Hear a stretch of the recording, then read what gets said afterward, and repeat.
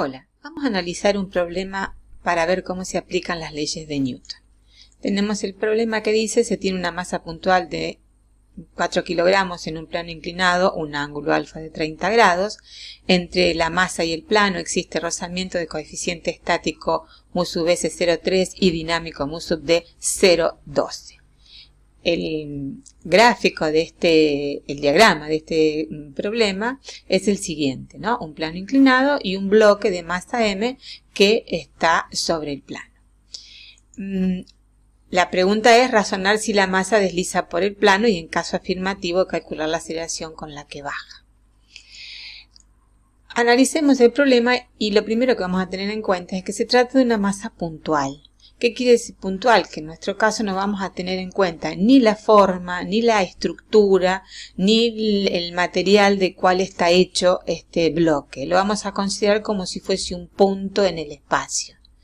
Y la otra cuestión que vamos a tener en cuenta es que entre la masa y el plano, según nos dice el problema, existe rozamiento. Esto es muy importante a tener en cuenta. Nos dan dos rozamientos, un coeficiente estático y un coeficiente dinámico de ese rozamiento. Entonces, lo primero que vamos a hacer es encontrar cuáles son los datos que me provee el problema. En este caso es la masa, el ángulo y los dos coeficientes de rozamiento. Y lo que vamos a tener que entonces tener en cuenta es si todos los datos están en el mismo sistema de unidades. Bueno, en este caso no hay mucho que pasar, pero en otros problemas hay que tener bien en cuenta si los datos están en el mismo sistema de unidades y en caso de que no lo estén, pasar todos los datos al mismo sistema de unidades para poder trabajar sin problemas. La segunda cuestión que vamos a tener en cuenta es qué es lo que nos pide el problema, o sea, cuáles serán nuestras incógnitas en el problema. El problema nos dice razonar si la masa desliza por el plano y en caso afirmativo calcular la aceleración con la que baja. ¿Cómo trabajamos? Para resolver problemas de fuerzas es muy importante seguir un orden. Decíamos. En nuestro caso nosotros tenemos que hacer un diagrama por separado de los distintos cuerpos que intervienen en el problema y dibujar las fuerzas que actúan sobre cada uno de ellos. Por ejemplo, tenemos el plano con el bloque de masa m que tiende a deslizar por el mismo. Entonces dibujamos el plano por un lado, el cuerpo por el otro, que para nosotros va a ser nuestra partícula, y por otro lado dibujamos la Tierra, que es el tercer cuerpo que tenemos que tener en consideración. Bueno, vamos a suponer, si nosotros dejáramos imaginariamente este cuerpo así, no podría quedar quieto ahí. En realidad, sería atraído verticalmente y hacia abajo por la Tierra en su interacción con ella, que es una interacción gravitatoria, y ejercería sobre el cuerpo entonces la fuerza P, cuyo par de interacción está en la Tierra, que es de la misma dirección, sentido contrario, y del mismo modo le llamamos P'. Ahora, este cuerpo no se cae en caída libre porque está el plano que entre comillas lo sostiene. O sea, el cuerpo interacciona con el plano y el plano le ejerce una fuerza perpendicular a las superficies de contacto de ambos, perpendicular y hacia arriba, que le llamamos normal, la fuerza de contacto, cuyo par de interacción está en el plano y también es perpendicular al plano, sentido contrario y del mismo módulo. A esta fuerza le llamamos N'. Recordá siempre dibujar bien N' perpendicular a la superficie del plano, que quede bien clarito que es perpendicular a la superficie del plano. Es muy importante que en el gráfico aparezca así. Ahora, el cuerpo, tiende, si yo lo dejo sobre el plano, tiende a deslizarse. Puede no deslizarse, pero tiende a deslizarse. ¿Por qué no se desliza?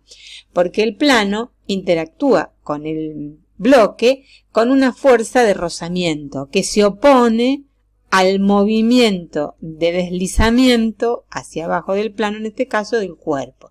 A esa fuerza la llamamos fuerza de roce, paralela al plano, en sentido opuesto al supuesto movimiento o posible movimiento del bloque, y su par de interacción está en el plano, en la misma dirección que el plano, y en el sentido contrario la fuerza de roce le llamamos Fr'. Estos son los dos pares de interacción. Una vez que tenemos todas estas fuerzas, porque ya no hay otro cuerpo que interactúe con nuestro bloque. Entonces, yo les hice un gráfico en la teoría para que ustedes al principio refuercen la tercera ley de Newton, observando cada una de las fuerzas, el nombre que le corresponde, quién la ejerce, sobre quién la hace, es par de interacción de quién y qué tipo de interacción tiene. Este cuadro donde colocamos fuerza, su nombre, quién la ejerce, sobre quién, de quién es par de interacción y qué tipo de interacción es importante que lo lean bien, que lo mediten bien, porque es la aplicación de la tercera ley de Newton para que les quede bien en qué es lo que dice, qué es lo que establece la tercera ley de Newton. Bien, entonces ahora vamos a tener en cuenta lo siguiente. Tenemos la Tierra, el plano, nuestra partícula, pero de los tres cuerpos tengo que ver cuál es el que voy a aislar para su estudio. El problema me dice si es el bloque el que se mueve. Por lo tanto, el bloque será nuestro cuerpo que vamos a aislar para analizar su equilibrio. Para eso vamos a tener que plantear o expresar la segunda ley de Newton en forma vectorial para el cuerpo aislado. La segunda ley de Newton establece que la fuerza neta o interacción resultante que actúa sobre un cuerpo es igual a la variación instantánea de su momento lineal, que expresado matemáticamente, la fuerza resultante como vector es la derivada del vector p con respecto al tiempo, o sea, la derivada de m por la velocidad vector con respecto al tiempo, y es igual a masa por aceleración. Entonces, si nosotros analizamos nuestro caso, la fuerza resultante va a ser la suma de las fuerzas que actúan sobre el cuerpo. Esa suma de las fuerzas que actúan sobre el cuerpo en nuestro caso es el peso más la normal más la fuerza de roce igual a masa por aceleración. Esta es la expresión de la segunda ley de Newton para nuestro bloque. Fíjense que esta expresión de la segunda ley de Newton siempre es una suma de las fuerzas, porque es una suma vectorial, es la suma vectorial de las fuerzas que intervienen en el cuerpo, en este caso nuestro bloque. Y eso es igual a la masa por la aceleración, en todo caso, que pueda tener el bloque. Bueno, entonces ahora vamos a razonar si la masa desliza por el plano, que es lo que nos pedía el problema. Para eso vamos a tener en cuenta un sistema de ejes cartesianos que va a ser nuestra referencia. Vamos a elegir como sistema de ejes X paralelo al la dirección paralela al plano y hacia arriba positiva. Y perpendicular al eje X vamos a trazar nuestro eje Y, que es también positivo hacia arriba. Una vez que tenemos estas dos direcciones, vamos a encontrar las expresiones cartesianas de los tres vectores que están en juego en nuestro problema. Las fuerzas son peso, normal y fuerza de roce. Entonces, la fuerza normal tiene solo componente en el eje de las Y, por lo tanto es 0I más NJ.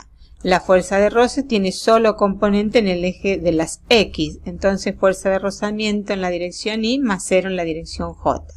Cuando vamos al peso, el peso no está sobre uno de los ejes, entonces tendremos que descomponer.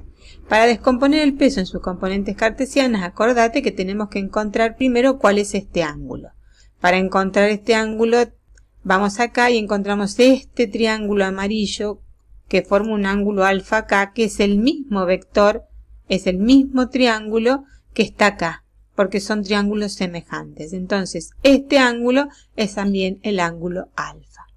Una vez que tenemos el ángulo alfa, trazamos una perpendicular hacia el eje, por ejemplo, de las Y, y donde corta encontramos la componente Y del peso. Y si trazamos una perpendicular al eje de las X, bueno, esta componente PI está en coordenadas cartesianas, sería PI igual a menos P por el coseno de alfa. ¿Por qué? Porque PI me queda en el sentido negativo del eje de las Y que yo elegí.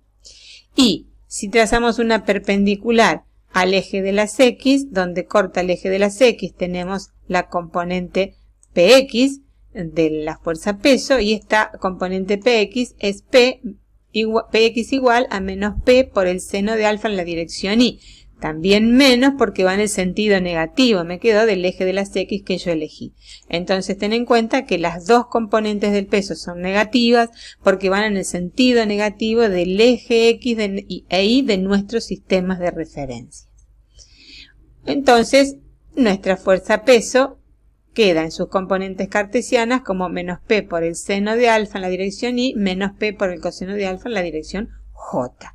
Y tenemos las tres fuerzas expresadas en sus componentes cartesianas según los ejes x e y que yo elegí como sistema de referencia. Bueno, nosotros entonces teníamos ya cuáles son las fuerzas que actúan sobre el bloque, las expresamos en sus componentes cartesianas, pero para el caso de la fuerza de roce hagamos una aclaración. La fuerza de roce tiene un valor mínimo de módulo y es igual a mu dinámico por la normal cuando el cuerpo se desliza o está en movimiento en el bloque, y tiene un valor de módulo de la fuerza de rozamiento como mu estático por la normal si estamos en el caso de que el cuerpo aún no comenzó a deslizar por el plano. Entonces tenemos esta fuerza de roce que se llama fuerza de roce máxima hasta el instante antes en el cual se pone en movimiento a desplazarse sobre el plano el bloque. Entonces tengamos en cuenta que cuando tenemos que expresar la fuerza de rozamiento en sus componentes cartesianas vamos a tener dos valores posibles. Uno máximo cuando el cuerpo está quieto, que será mu sub b por la normal en la dirección y más 0j, y uno mínimo cuando ya el bloque se desliza, está en movimiento, que será mu sub d por la normal en la dirección y más 0 en la dirección j. Una vez que tenemos aclarado esto, vamos a ver lo siguiente. La segunda ley de Newton establece que tenemos que saber cuál es la fuerza resultante para saber si se mueve o no el cuerpo, y para eso tendremos que sumar todas las vectores fuerzas que actúan sobre el cuerpo. En nuestro caso, P más N más la fuerza de roce. Esta suma es vectorial y podemos expresar entonces, para encontrar esta resultante analíticamente, vamos a expresar cada una de estas fuerzas en sus componentes cartesianas. Una vez que tenemos las componentes cartesianas de cada uno de los vectores fuerza que actúan en nuestro cuerpo, lo que vamos a hacer es juntar todas las coordenadas que son en el eje de las X, o sea, todas las que están acompañadas por el versor Y, que en este gráfico es todo lo que está en rosa, y vamos a sumar algebraicamente por otro lado todas las coordenadas en el eje de las Y, o sea, todas las coordenadas que están acompañadas del versor J. Esto está en verde acá en nuestro diagrama. Bueno, entonces, sumamos algebraicamente todos los módulos de las fuerzas en el eje de las X, por un lado, y le asignamos el versor Y, y sumamos algebraicamente todas las componentes en el eje de las Y, y le asignamos el versor J. O sea que la fuerza resultante para nosotros es menos px más la fuerza de roce en la dirección del eje de las X, más menos pi más n en la dirección del eje de las Y. Nosotros ya tenemos entonces la resultante de las fuerzas expresada en sus componentes cartesianas. Ahora nos falta analizar la segunda parte de la segunda ley de Newton. La fuerza resultante es igual a la derivada de P con respecto a T. Este vector P también lo podemos expresar en sus coordenadas cartesianas. Y, de igual manera, haciendo la derivada, vamos a encontrar la expresión de la derivada de P con respecto a T en función de las componentes de la velocidad del bloque. Ahora, la derivada de la velocidad con respecto al tiempo es la aceleración. Entonces, nuestra fuerza resultante puede ser expresada como también la suma de sus coordenadas cartesianas, m a x en la dirección y más m por ahí en la dirección j, donde la derivada de bx con respecto al tiempo es la componente x de la aceleración, y donde la derivada de la componente y de la velocidad con respecto al tiempo es la componente a sub i de la aceleración. Bien, hay una cuestión acá. Nosotros estamos teniendo el caso de un bloque que se desplaza sobre un plano inclinado. Pero entonces el bloque no tiene movimiento en la dirección perpendicular al plano, o sea, en la dirección de nuestro eje Y. Por lo tanto, la componente BI de la velocidad es igual a 0 en nuestro caso, porque no hay movimiento en la dirección del eje Y que elegimos, o sea, en la dirección perpendicular al plano. En todo caso, si se mueve el bloque, se va a mover solo en la dirección del eje de las X. Bien, entonces, si la velocidad es 0, también va a ser 0 la aceleración, la componente I de la aceleración. Por lo tanto, la fuerza resultante, en nuestro caso, va a quedar expresada como fuerza resultante igual a masa por la componente de la aceleración en X en la dirección Y. ¿Por qué? Porque la componente J de esta fuerza resultante vale 0 al ser 0 la aceleración, porque no se mueve, velocidad 0, en la dirección perpendicular al plano. Bueno, entonces tenemos la expresión de la fuerza resultante para el caso del bloque que se desliza por un plano inclinado o un ángulo alfa con la horizontal, y esa fuerza es menos Px más fuerza de roce en la dirección Y más menos Pi más n en la dirección J. Y tenemos la expresión para nuestro caso de la segunda ley de Newton como que la fuerza resultante es igual a la masa por la aceleración en la dirección del plano, y si igualamos estos dos vectores, la expresión es la que vemos aquí. Ahora recordemos que esta expresión es una expresión vectorial, por lo tanto, esta componente del vector, fuerza resultante, tiene que ser igual a esta componente del vector masa por aceleración. Y esta expresión, entonces, nos resulta en la siguiente ecuación. Menos Px más la fuerza de roce tiene que ser igual a la masa por la aceleración en X. Mientras que la componente en la dirección del eje de la Y de la fuerza resultante tiene que ser igual a la componente de la aceleración en la dirección del eje de la Y. Y esto nos da la otra ecuación, que es menos Pi más n igual a 0. Con esto tenemos un sistema de dos ecuaciones. Estas dos ecuaciones nos van a permitir encontrar la respuesta a nuestro problema. Para eso, dado el sistema de ecuaciones que logramos, vamos a tener en cuenta que de la segunda ecuación nosotros podemos encontrar que si reemplazamos la componente I por menos P por el coseno de alfa, más n es igual a 0, por lo tanto resulta que la normal es igual al peso por el coseno del ángulo alfa. Ahora, si nosotros consideramos la segunda expresión, Px más fuerza de roce igual a la masa por la aceleración, podemos trabajar de la siguiente manera. Reemplazamos Px por P por el seno de alfa y la fuerza de roce por mu por la normal. Y eso es igual a masa por aceleración en X. Si reemplazamos la expresión de la normal según lo que encontramos a través de la primera ecuación, reemplazamos n por p por el coseno de alfa, nos queda la siguiente expresión. Y si trabajamos un poquito más la ecuación, resulta que menos p por el seno de alfa más mu por p por el coseno de alfa es igual a masa por aceleración. Reemplazamos p por m por g. Y como la masa está en ambos miembros y en todos los términos del primer miembro, la podemos cancelar. La expresión resulta menos g por el seno de alfa más mu por g por el coseno de alfa igual a la aceleración en X. Esta ecuación para nosotros es muy importante. Ahora, lo que tenemos que resolver, ¿cuál es el mu que tenemos que utilizar? Este mu, tenemos que verificar qué coeficiente usamos. Bueno, entonces tenemos la ecuación final que hemos encontrado para este problema y nos falta determinar cuál es el mu que debo utilizar como coeficiente de roce, si el estático o el dinámico en este problema. Fijémonos, el problema nos dice razonar si la masa desliza por el plano. Razonar, entonces vamos a pensar que si el cuerpo no desliza, está quieto. Entonces su velocidad es 0 y su aceleración también será 0. Y la fuerza de roce en este caso será máxima porque el cuerpo está quieto. Entonces se deberá cumplir que menos g por el seno de alfa más mu estático por g por el coseno de alfa tiene que ser 0. El cuerpo está quieto, entonces igualo a 0 y utilizo como está quieto el coeficiente estático de rozamiento porque se trata de la fuerza de roce máxima en este caso.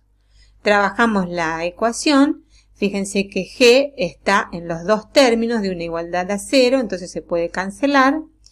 Nos queda esta expresión, reemplazamos el coeficiente estático por el valor que nos da el problema, 0,3, hacemos los cálculos y llegamos a una desigualdad. O sea, esto nos está queriendo decir que la ecuación que nosotros planteamos primero, que la planteamos proponiendo que el cuerpo no se deslizaba o estaba quieto, no es cierta. Esta ecuación nos da como resultado que no se cumple para el caso de que el cuerpo esté quieto. O sea, en este caso el cuerpo no puede estar quieto, entonces concluyo que el cuerpo se desliza. Bueno, espero que les haya gustado, que les haya servido este pequeño video y nos veremos en el próximo encuentro. Muchas gracias.